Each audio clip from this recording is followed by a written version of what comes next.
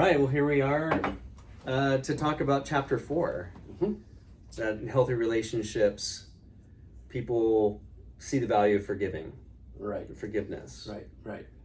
And, I'd have to say, it seems to me, Keith, that, we talked about how difficult it is at times to ask a person, will you forgive me? I would say that oftentimes giving forgiveness is just about as difficult as asking for it. One reason being that I think there's this misconception that as long as we don't forgive, we hold a grudge, like we've talked about before. We protect ourselves from that egregious error on the other person's part from happening again, which I think is really a misconception. I'd also want to point out, I think there's a difference between forgiveness and reconciliation. Forgiveness is a prerequisite to reconciling, but just because you've forgiven doesn't mean reconciliation will ever occur or that it happens automatically. And I think where the real risk is not in forgiving, but in entering into that attempt to heal the relationship and to get back on a good footing again. Yeah, because as you've said elsewhere, that forgiveness opens the door to reconciliation. Exactly. You may not feel safe enough or feel that it's worth it enough to actually step through that door into reconciliation. And so how does a person know that, look, to forgive you is important for me to let go of whatever this wound was? How do I know that walking through that door is what I should do, is valuable to me? Because as you said, there's times where I don't want to be reconciled to this person. Like the pain was so egregious, or I feel so unsafe, I can't try and reconcile with you because it puts me into such incredible jeopardy again. If the relationship is of value to you, even though you can't right now, on the heels of having forgiven them, reconcile, go back to normal, I think it's incumbent upon that person who's giving forgiveness to at least work toward that.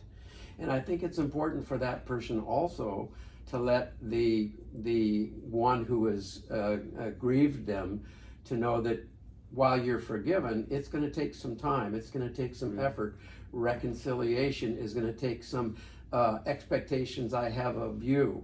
So yes, I will forgive you, but we've still got to work on getting back to normal, or to a place where I can trust you again. Yeah, one of a significant relationship in my life was kind of the analogy of a big chasm between us.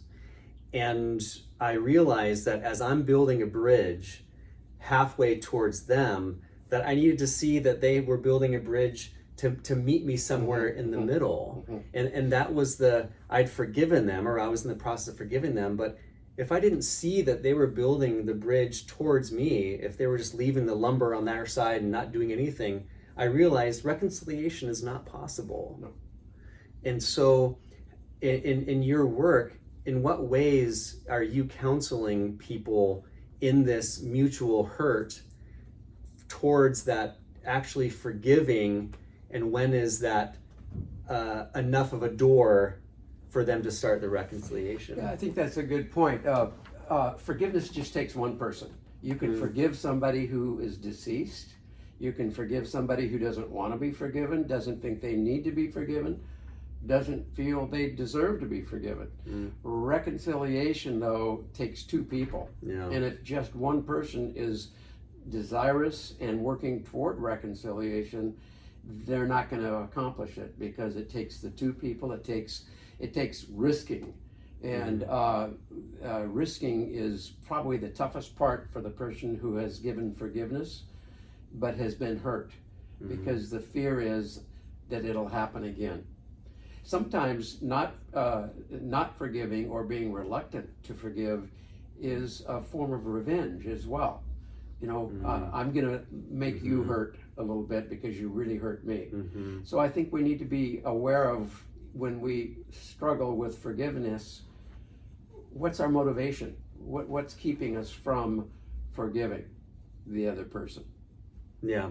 And it really is forgiveness. If I'm hurt, me granting forgiveness is really about freeing myself. Yes, it is. And that's the opening the door. Like I'm opening a door, but I don't have to step through it. I need to release this woundedness and this conflict that I have internally about that. Right. So that's where the difference between forgiveness and reconciliation, I think, is a valuable distinction. Right. And I think it's important for the one asking forgiveness, if they are granted forgiveness, yes, I do forgive you, for them not to assume then, okay, we're all back to normal now, right? And they need to be very patient with the fact that this person that I've hurt is going to be resistant to going back to normal. And the more patient that person can be, the more message they send to the person who's been hurt, that maybe it's safe, maybe it's okay. They're tolerant of my resistance to reinitiating the relationship back to the way it was. And being forgiven really puts the onus of responsibility on me to now therefore change some kind of a behavior if I want to have actual reconciliation, because being forgiven doesn't just automatically make me okay and now there's no responsibility on my part because I've been forgiven. Right. Yeah, I think this whole dynamic of being forgiven and having responsibility for my part in the reconciliation is a key part, I imagine, of how relationships actually do heal after so much hurt has been created in that. Yeah. The one forgiven has got to avoid and resist the attitude, well, if you've forgiven me, why are you being so quiet? Why are you not wanting to enter into our normal activities? It's normal, it's understandable that reconciliation after forgiveness is a process. Yeah. Now sometimes the